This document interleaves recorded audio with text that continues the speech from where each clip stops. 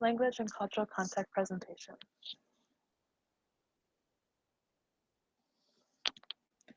For this cultural context presentation, I did 4 different activities. The first would be speaking with my coworker Santiago. And the rest of them, I watched videos and read articles about the issue that I was observing, Lisa Machado Miss Universe pageant, um, Venezuelan hunger crisis, and the cartel killings of the Mexican military.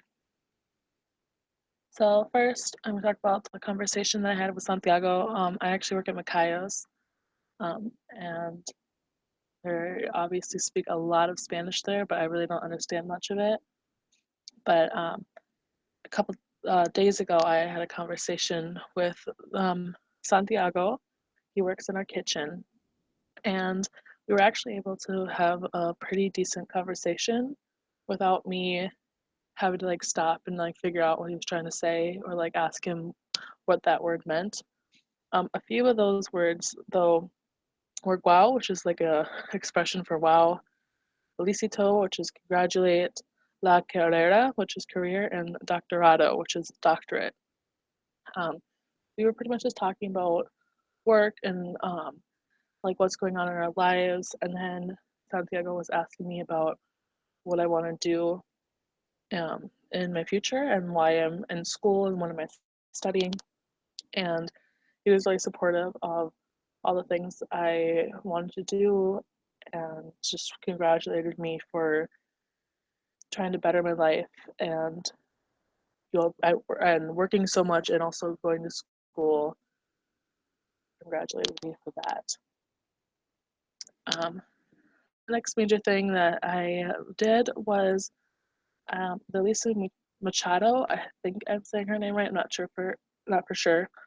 But she won Miss Universe a while back. Been controversy right now with accusations coming out that Donald Trump criticized her because after she won, she gained some weight and started calling her Miss Piggy or Miss Housekeeper or Miss Housekeeping, criticizing her weight and criticizing the fact that she's Latina. Um, and I watched some videos and read a couple articles on some of the terms that I learned were peso, which is weight, um, negocio, which is business, de moda, which is trendy, and then a couple other ones. And some of the nuances were like beauty, politics, bullying, and citizenship. And Elisa Machado, she wants to become a citizen and she's trying to urge people not to vote for Trump. And that's one of the main reasons she wants to be a citizen, is so she can vote and try to make a difference and teach people that someone who bullies isn't, who we should have as our president. And I'm like comparing it to my culture and the things that we do in everyday life. And Elisa, even though she's Latina and she's from Mexico, she has the same views about bullying and beauty and as anyone else does and throughout the world. And being Latina doesn't make it different. Just because she's Latina doesn't mean that she should be treated that way.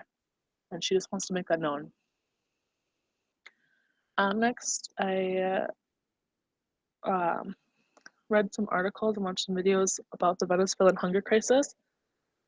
My friend Carlos actually was telling me about this one day at work and told me I should go to Univision, which is like a really good site with a lot of articles and videos about things that go on in all sorts of different Spanish speaking countries, not just Mexico or Venezuela, but like never even heard before.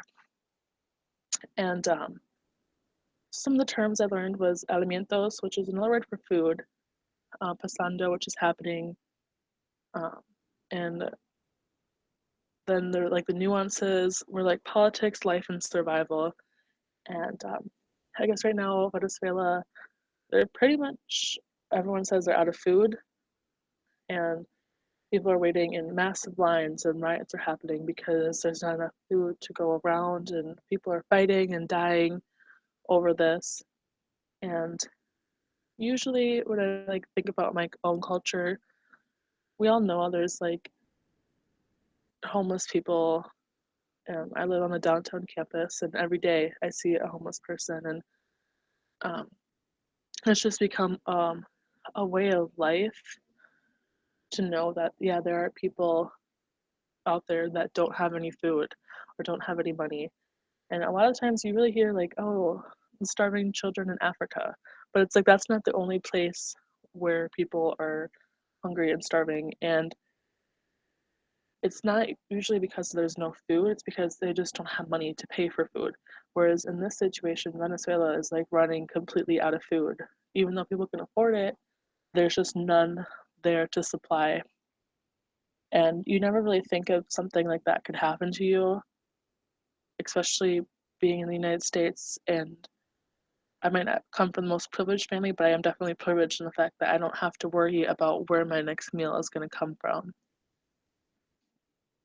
And then at the bottom, I just that's one of my favorite links about some of the stuff I learned. There was others, but I that one's my favorite.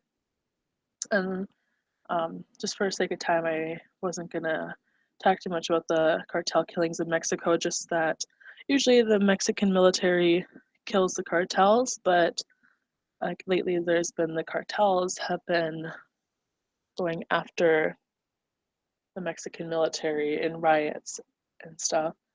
And right now, the Mexican military is going to be sending out the elite Mexican army and military to fight off the cartels.